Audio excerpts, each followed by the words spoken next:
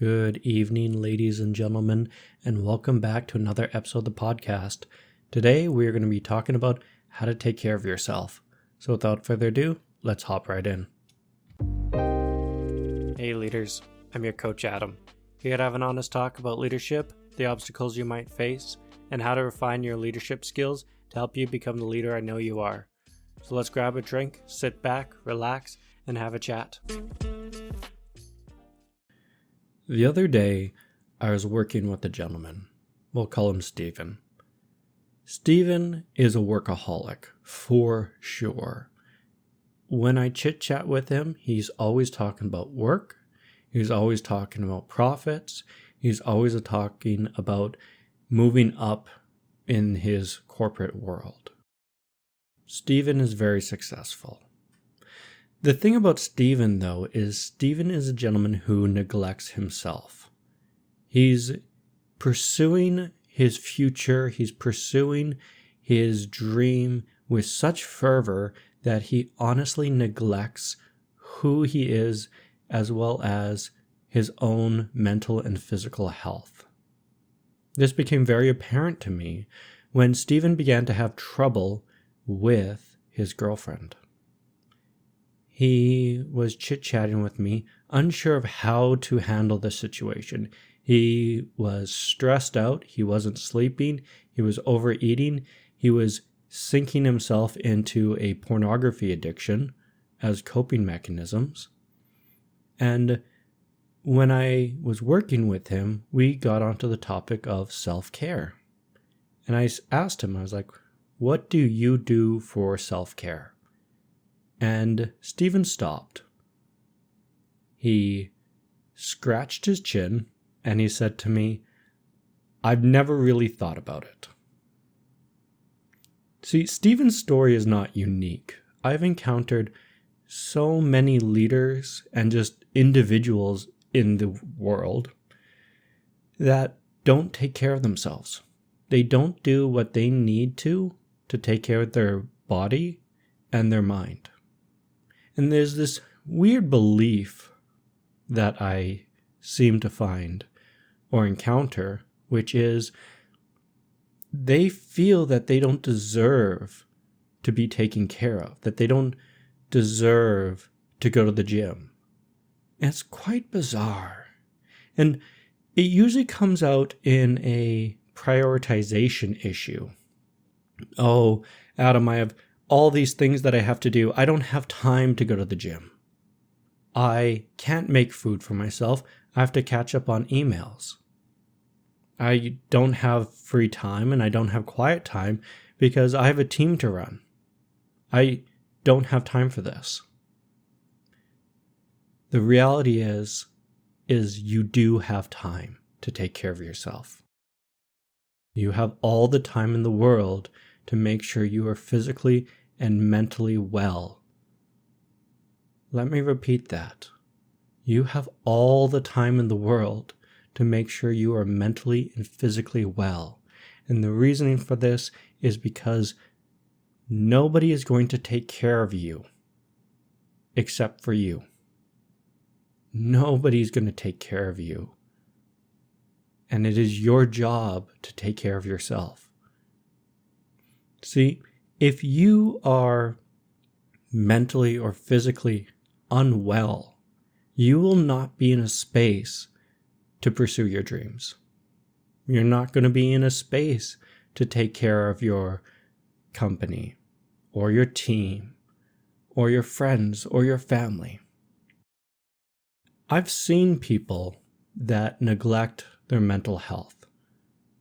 There's one gentleman, we'll call him Jake. Jake was under a terrible amount of stress. When you chit-chatted with Jake about his stress, he would brush it off as if it was nothing. Jake was fired from his job. Jake had a mortgage payment that he needed to get done. He did not have any savings. He was deeply in debt, and his girlfriend was threatening to leave him. Jake was so stressed out that when his girlfriend came home, they noticed he was acting erratically. He was speaking a mile a minute. He had frenetic hand gestures. And when you chit-chatted with Jake, Jake was saying that he was fine, he was well, he was okay. Jake was not. His girlfriend took him to the hospital, and Jake was admitted to the hospital for mania because he was unwell. And when he was in the hospital, Jake couldn't take care of his girlfriend. He couldn't find a job. He couldn't do anything that he wanted to do. Why? Because he was mentally unwell. If you don't take care of yourself, you will not be able to be a leader.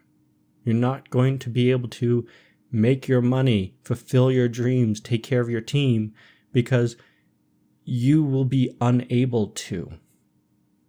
I always kind of joke with my clients when we chit-chat a little bit about self-care, and their goal is usually to make a lot of money. And I always say to them, how are you doing with your physical health? Are you taking care of it? And they said, oh, well, that will come later. And I say to them, no, you should start now, because it actually doesn't matter how much money you make. If you're dead, it just doesn't matter. Always makes them think. So the first thing to remember is that you are worth it, and it is your duty to take care of yourself. The second part to this is that I've noticed that people don't know how to take care of themselves. It's kind of odd. We live in this body 24/7, and yet we don't really understand how to take care of it. So then it can take care of us. To start, let's talk a little bit about how to take care of your body's physical health. To begin with, we're going to talk about the dreaded exercise. It's this buzzword that people tend to throw around, and it's lost a little bit of its meaning, but exercise is incredibly important. In order to be taking care of your body, you should be active at least 3 days a week. Preferably, you should be doing cardio and weightlifting 3 times a week. So what is cardio? Cardio is shorthand for cardiovascular training. It's any training that you're going to do that's going to elevate your heart rate. This could be swimming, running, walking, biking, going on the elliptical, stair climbers, doing sports, soccer, hockey, doesn't matter. What matters is that we're elevating our heart rate above what it normally is at. For the average person, what we actually want, and a good indicator that you're doing cardiovascular training, is if you're running and or jogging on the treadmill, the question I usually have is, can you have a conversation with the person beside you? If the answer is yes, you're not pushing your body hard enough to do cardio. You need to be doing cardio because cardio is going to extend the length of your life, as well as keep your heart nice and strong, and is going to have a whole whack load of health benefits that we're not going to really get into right now. That is going to keep you strong and healthy now and into the future. You need to pair this up with weightlifting. You need to be throwing the weights around and or doing what are called calisthenics, and these are body weight exercises to build up your muscles and your strength. Because the thing about weightlifting is that weightlifting is about improving your body, and it keeps a lot of these chronic diseases at bay, like osteoporosis, dementia, cardiovascular disease. Weightlifting is incredibly important to keeping us healthy. When I speak with a lot of my female clients, they're really good at the cardio side of things, and they're really bad at the weightlifting side of things. And when I speak with my male clients, they tend to be really good at the weightlifting, but they're really bad at the cardio. The thing is, we need to pair these things together because one, it's going to allow our body to be healthy. It's going to remove stress and help us reduce stress, as well as it's going to keep us from getting sick. It'll help improve our sleep, and we are just going to feel better all around, which is important when we're going into stressful meetings, when we're going into difficult conversations. We want to be in that positive frame of mind. So the first thing to know is we need to be exercising. We need to be exercising at least 3 days a week, and we need to be doing cardio and weightlifting. Next, when it comes to eating, we need to be eating 3 meals a day. I know some of you are thinking to yourselves, oh my God, I only eat 1, maybe 2 at best. Well, we're working out now, so we need to eat 3 meals a day. These meals are incredibly important because this is going to be fuel for us throughout the day, and it's going to help us make the hard and important decisions necessary to help our team. When we look at our meals, we're generally looking at breakfast, lunch, and dinner. I'm going to give you guys a real easy way to figure out what you should be eating for all 3 of these meals. If you imagine a plate, and we're going to cut this plate in half, the bottom half is going to be fruits and vegetables. On top of that, we're going to divide that other half in half again, and those 2 sides are going to be our carbohydrates and our protein. These are our 3 food groups that we need to focus on every single meal. The protein is important because protein is the building blocks of our body. It helps us repair, it helps us heal, it helps us build and make a stronger body. The carbohydrates are important because these are our energy. These are our fuel to keep us going throughout the day. And the fruits and vegetables are exceedingly important to us because this is where we get our vitamins and nutrients from. So, to give you an example of all 3 of these food groups, what is a protein? We're looking at pork, tofu, chicken, fish, beef. When we look at carbohydrates, we want to stick towards what are called complex carbohydrates. That's going to be our brown rice, our whole grains, our whole wheat. That's going to be our pasta. That's going to be whole grain. We're going to stay away from white breads because those tend to be chock full of sugar. We're going to stay away from white rice because, again, that's going to be digested instantaneously in our body and it's not helpful. But we're going to stick more towards our brown breads, our whole grain foods, and that's going to give us the energy throughout the day. And then for our fruits and vegetables, we're going to be sticking with spinach, lettuce, cucumber, peppers, all that deliciousness. You need to be eating 3 times a day. You need to be eating from these 3 food groups. It's super simple. I say that, and yet I've had a lot of clients argue with me that they don't like vegetables. They don't like fruit. They don't like the portion sizes. Well, the consequences of one, not eating properly, is you're going to get diseases. If you don't get vitamin C, you're going to get scurvy. If you're not drinking calcium, you're going to increase your chances of osteoporosis. If you aren't eating properly, you're not giving the brain the nutrients needed.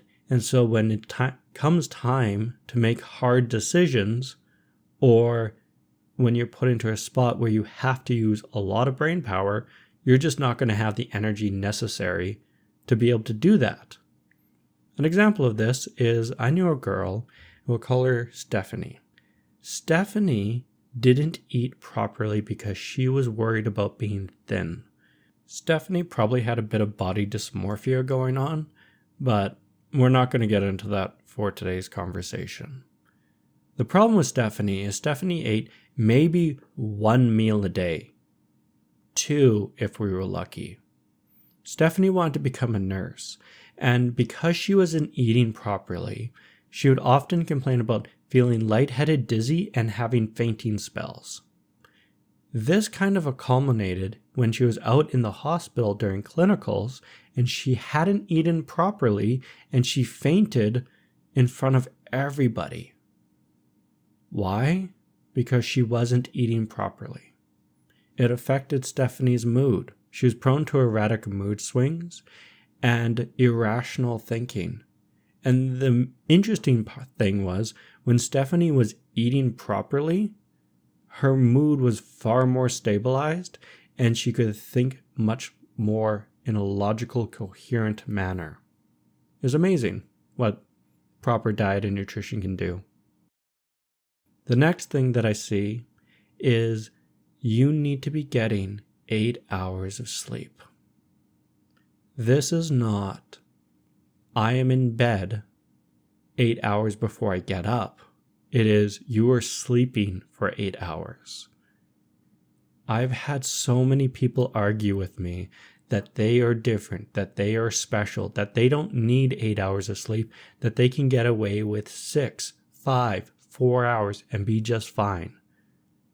I'm going to level with you. These individuals lack the self-awareness necessary to understand that their body needs 8 hours of sleep, and them getting 4 hours of sleep is leaving them impaired for the next day, as if they were drinking alcohol.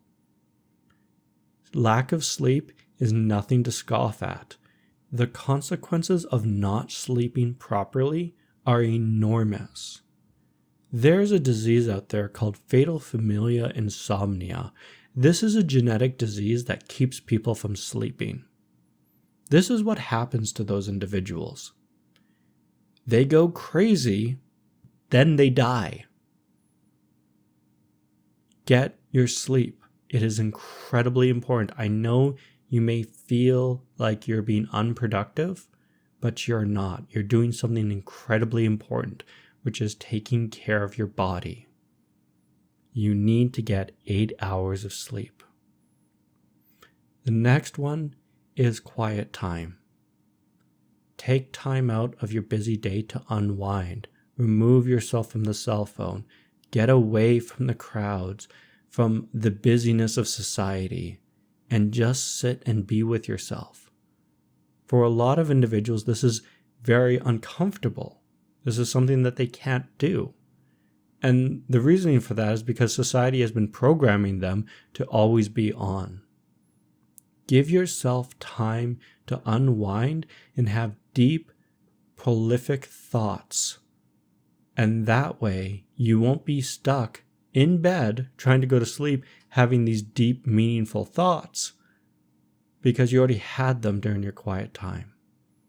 Meditate. Go for a walk. Clean the dishes. Clean your place. Just unplug and create that quiet time. It's incredibly important.